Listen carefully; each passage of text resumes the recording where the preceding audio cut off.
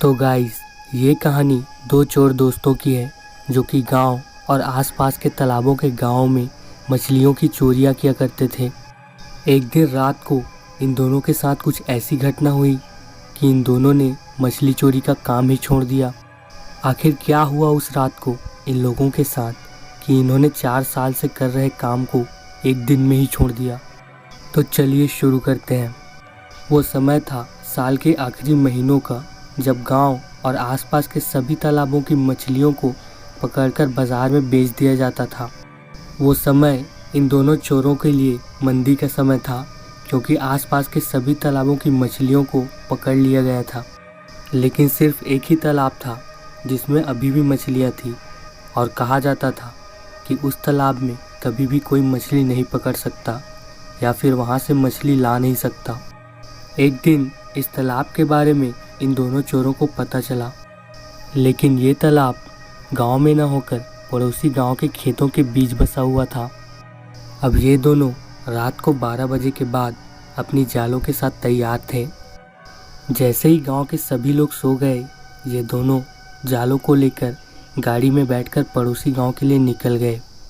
ये लोग जैसे उस गांव में पहुंचे, इन्होंने देखा कि एक साथ 3 तालाब थे, लेकिन इन तालाबों में मछलियां नहीं थी। ये लोग उस चौथे तालाब की खोज कर रहे थे जो कि गांव से बाहर थी।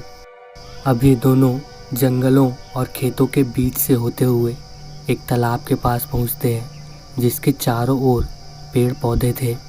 जैसे ही ये दोनों वहां पर पहुंचे, ये एक छोटा सा तालाब था और इसके चारों ओर इतने पेड़ थे कि पूरा तालाब अंधेरे से डूबा हुआ था। लेकिन भगवान का शुक्र था कि उस दिन चांद की रोशनी थी। लेकिन जैसे ही ये लोग तालाब के पास पहुँचे, इनके साथ एक अजीब घटना हुई। इन्हें ऐसा लगा कि कोई तालाब के बाहर से तालाब के अंदर बहुत ज़ोर से कूदा है।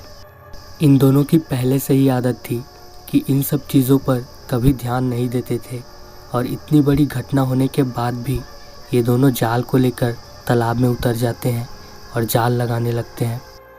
कभी कभी बीच बीच में इन्हें ऐसा महसूस हुआ जैसे कोई इनके पैरों को पकड़ रहा है, लेकिन ये सोचकर इन्होंने बात को टाल दिया कि जाल इनके पैरों से टकरा रही होगी, और बार बार ये उसे छुड़ाकर आगे बढ़ते रहे।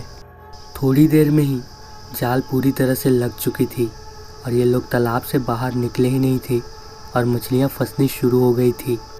ये लोग तुरंत जाल लगाकर बाहर निकलते हैं और बीड़ी जलाकर पीने लगते हैं। इन्हें पता था कि थोड़ी देर में मछलियाँ पूरी तरह से फंस जाएंगी। लेकिन थोड़ी ही देर बाद इन्होंने देखा कि इनके बगल में ही थोड़ी दूर पर एक आदमी बैठा हुआ है, जिसके एक हाथ में मछली थी और एक हाथ में शायद खाना खा रहा था। इन्होंने सोचा कि ये भी हमारी ही तरह कोई चोर होगा। थोड़ी देर बाद वही आदमी तालाब के अंदर फिर से कूद जाता है। अब इन दोनों के मन में थोड़ा सा डर पनप रहा था, लेकिन फिर भी हिम्मत करके ये लोग तालाब के अंदर जाते हैं और जाल को निकालने लगते हैं। इन्होंने थोड़ी ही देर में पूरा जाल समेट लिया था और जाल में बहुत ज़्यादा मछलियाँ फंसी हुई थी। अचानक से इन्हें पता चलता है कि कोई इनके पैरों को पकड़ रखा है। अब एक बार फिर से ये लोग सोचते हैं कि ये जाल ही है जो हमारे पैरों में बार बार फंस रही है। लेकिन अचानक एक आवाज़ आती है, मछलियाँ छोड़ो तभी जाने दूंगा। ये आवाज़ सुनते ही ये दोनों चारों तरफ देखने लगे, लेकिन इन्हें कोई भी दिखाई नहीं दिया। क्या तुम्हें जान से जाने का शौक़ है? मछलियाँ छोड़ो, नहीं तो दोनों को जान से मार दूंगा।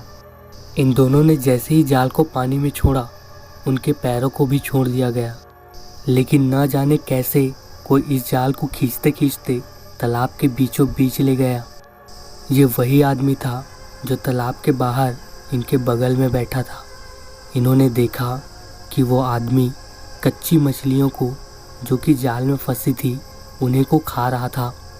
इन्होंने जैसे ही उसको देखा, ये लोग तुरंत भाग के अपने गाड़ी के पास पहुँचे और तुरंत घर के लिए निकल गए।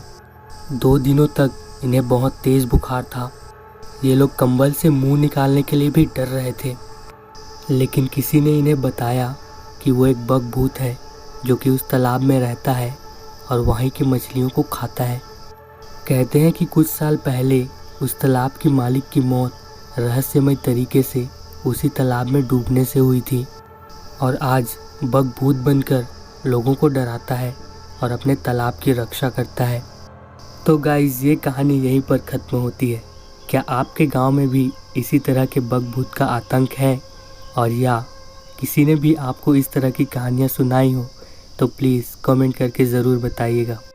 अगर आपको ये कहानी अच्छी लगी तो वीडियो को लाइक करके चैनल को सब्सक्राइब करिएगा। Thank you for watching haunted villa.